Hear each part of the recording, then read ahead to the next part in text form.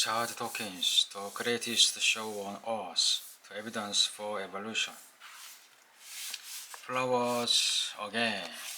Let's now, in the start of our warm-up foray into natural selection, move on to flowers or pollinators to see something of the power of natural selection to drive evolution. Pollination biology furnishes us with some pretty amazing facts, and the high point of wonderness is reached in the orchid. No wonder Dine was so keen on them. No wonder he wrote the book I have already mentioned, the various contrivances by which orchids are fertilized by insects. Some orchids, such as magic bullet, Madagascar, once we met earlier, give nectar, but others have found a way by bypass the cost of feeding pollinators by tricking them instead. There are orchids that assemble female bee, or wasp or fly, well enough to fool male into attempting to copulate with them. To the extent that such mimics resemble female of one particular insect species, to that extent will make male of those species as magic bullet, going from flowers to flower of just by one orchid species. Even if the orchid resemble an old bee rather than one species of bee, the bees that it pull will still be purely magic bullet. If you or I were to look closely at a fly orchid or bee orchid, see color page 5, you would be able to tell that it was not a real insect.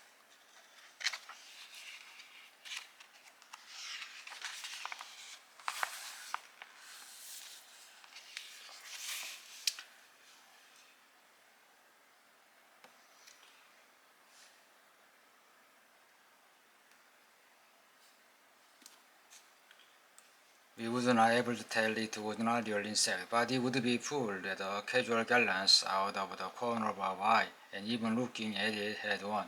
I would say the bee orchid in the picture is pretty clearly more of a humble bee orchid than a honey bee orchid. Insects have a compound eye, which are not so acute as our camera eyes, and the shape and colors of insect mimicking orchid, reinforced by the seductive scent that mimic those of female insect, are more than capable of tricking male. By the way, which is quite probable that the mimicry is enhanced and seen in the ultraviolet range, from which we are cut off. The so-called spider orchid, Brasta, achieved pollination by a different kind of deception. The female of various species, solitary wasp, solitary because they don't live socially, in a large nest like a familiar autumn pest called yellow jacket, by American, capture spiders, sting them to paralyze them, and lay their eggs on them as a living food supply for their larvae. Spider orchid resemble spiders sufficiently to pull female wasps into resembling to sting them. In the process, they pick up pollina, masses of pollen grain produced by the orchid. When they move on to try to sting another spider orchid, the pollina are transferred. By the way, I can't resist adding the exactly backward case of the spider Helicoptus heterogaster, which mimics an orchid. Insects come to a flower in search for nectar and are promptly eaten by it. Some of the most astonishing orchids that practice this seduction trick are to be found in Western Australia. Various species in the genus Dracae are known as a hammer orchid. Each species has a special relationship with a particular species of wasp of the type called tinid. Part of the flower bears a crude resemblance to an insect, duping the male tapinid wasp into attempting to mate with it. So far in my description, Dacia is not dramatically different from other insect mimicking orchid, but trachea has a remarkably extra thick its sleeve. The fake wasp is born on the end of the hinged arm with a flexible elbow. You can clearly see the hinge at the picture, the fluttering.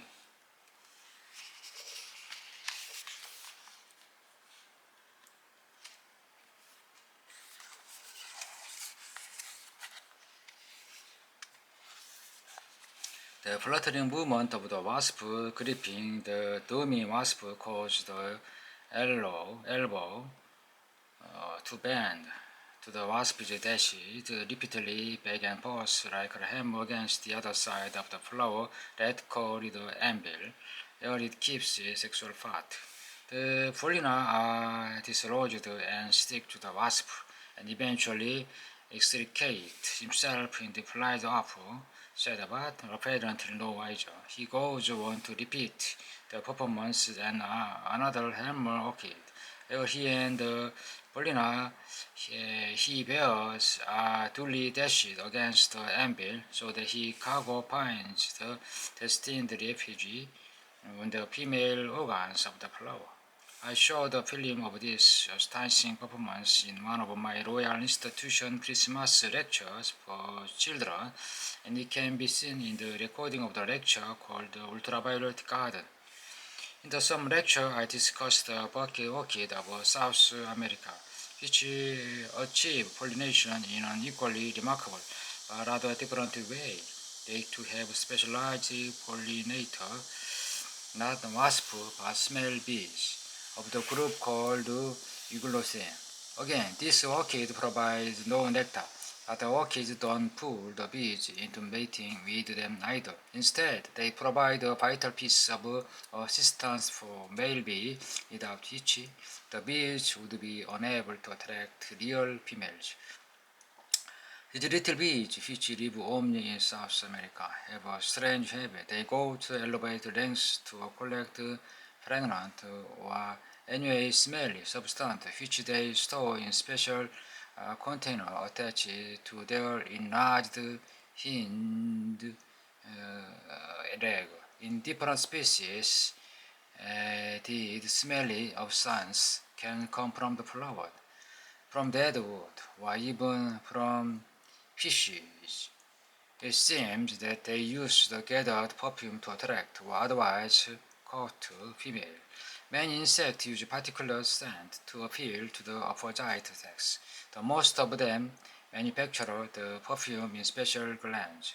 Female silk moth, for example, attract male from a astonishingly long distance by releasing a unique scent, which they manufacture and which male detect in minute tracks from literally miles away with their antenna.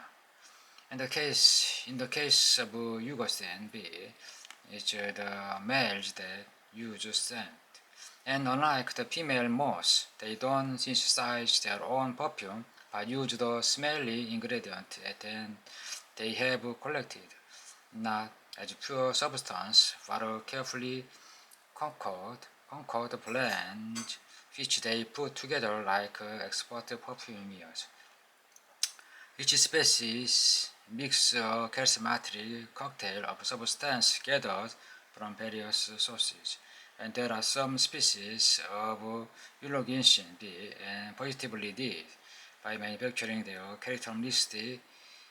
characteristic species scent, substance that are supplied only by flowers by particular species of the orchid genus Corantes, bucket orchid. The common name of Eurasian bees are orchid bees. What an intricate picture of mutual dependence. The orchid needs the Eurasian bees for the usual magic bullet region, and the bee needs the orchid for the rather weirder region that they can't attract female bees without substance. They are either impossible or at least too hard to find except through the good office of a bucket orchid. But the way in which pollination is achieved is even weirder. Still, it's superficially make the bee look more like a victim than a cooperating partner. A male illusion bee is attracted by the orchid by the smell of the substance that he needed in order to manufacture his sexual perfumes. He alights on the rim of the bucket and starts to scrape the waxy perfume into the special scent pocket in his lap. But the rim of the bucket was slippery underfoot, and there was a reason for this. The bee falls into the bucket which is filled with the liquid in which he swims. He cannot climb up the slippery side of the bucket. There is only one escape route, and this is a special bee-sized hole in the side of the bucket, not visible in the picture that appeared on color page 4. He is guided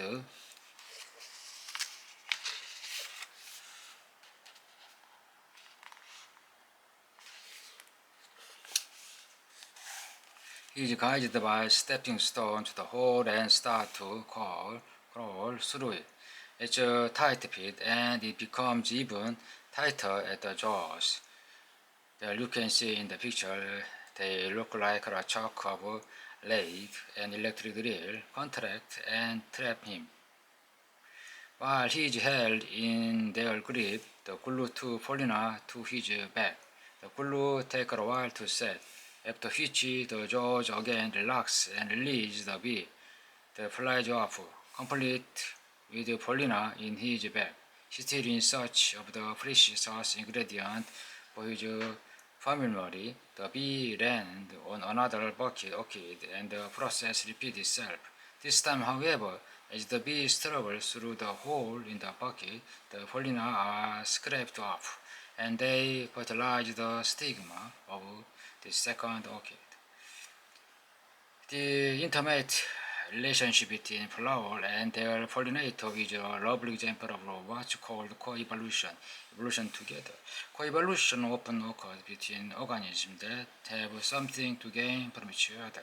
Partnership in each side contributes something to the other, and both gain from the cooperation.